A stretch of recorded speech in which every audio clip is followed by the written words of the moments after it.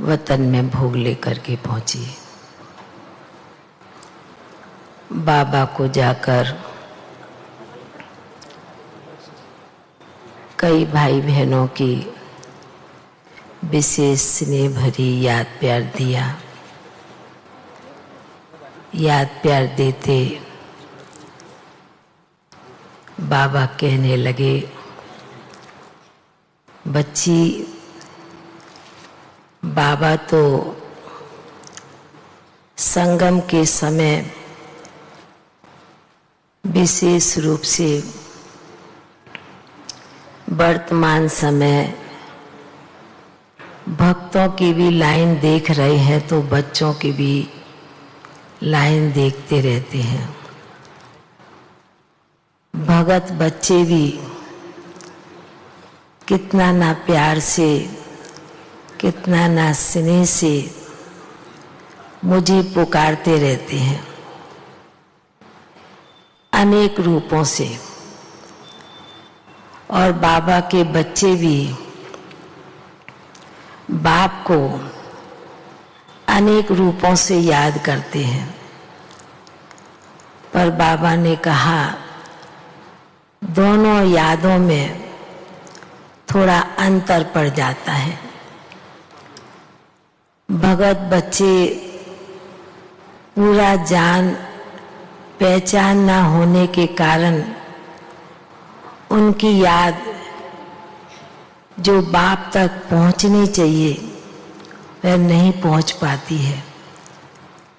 पर बाबा के बच्चों ने बाबा को सही रीति से पहचाना है।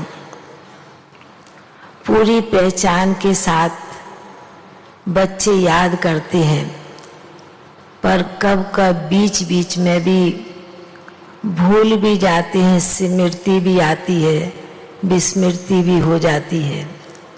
पर बाबा ने कहा कि बाप को तो दोनों ही प्रकार के बच्चे, क्योंकि आज वह भक्त बच्चे हैं, बाबा ने कहा कल वह योगी सहयोगी बच्चे भी बन जाते हैं।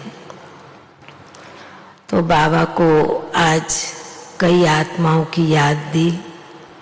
बाबा ने कहा कि संगम का समय ऐसा है जैसे लास्ट के समय आत्माएं वाया सूक्ष्म वतन होकर के जाएंगी परम धाम के लिए। तो बाबा ने कहा संगम के समय भी कई बच्चे कोई ना कोई निमित्त बन भोग लगवाते हैं। तो बाबा ने कहा यह भी सूक्ष्म वतन में बाबा उन आत्माओं को बड़े प्यार से इमर्ज कर लेते हैं। बाबा ने कहा वह भी उन आत्माओं को आस बनी रहती है, क्योंकि बाबा के घर का, बाबा के यज्ञ का, भोग का और ब्रह्मा भोजन का बहुत बड़ा महत्व है। तो बाबा ने कहा यह भी आप ब्राह्मण बच्चे ही जानते हैं, दुनिया में भी अनेक भगत अनेक प्रकार का भोग चढ़ाते हैं, पर पूरी पहचान नहीं होती।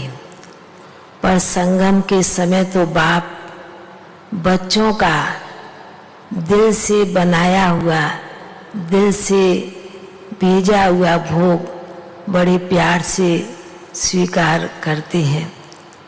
फिर तो बाबा के सन्मुख भोग की थाली रखी थी। बाबा के भोग के सामने जिन आत्माओं को आज विशेष रूप से हरीश भाई और भी आत्माएं थी, उनको बाबा ने इमर्ज किया। बाबा ने कहा कि कई आत्माओं का अंत के समय कुछ पेट में अन्न भी नहीं जाता है, पर बाबा वतन में इमर्ज करके उन आत्मा को तृप्त कर देते हैं, भरपूर कर देते हैं। जो अगला जन्म भी होवे तो बाबा ने कहा वो आत्मा खाली नहीं बल्कि भर्ती होके भरपूर होकर के जावे। ऐसे कहते हुए फिर बाबा ने सभी भाई बहनों को बहुत बहुत स्नेह भरी दिल की याद प्यार दिया, बाबा का याद प्यार लेकर नीचे पहुंच गई। ओम शांति।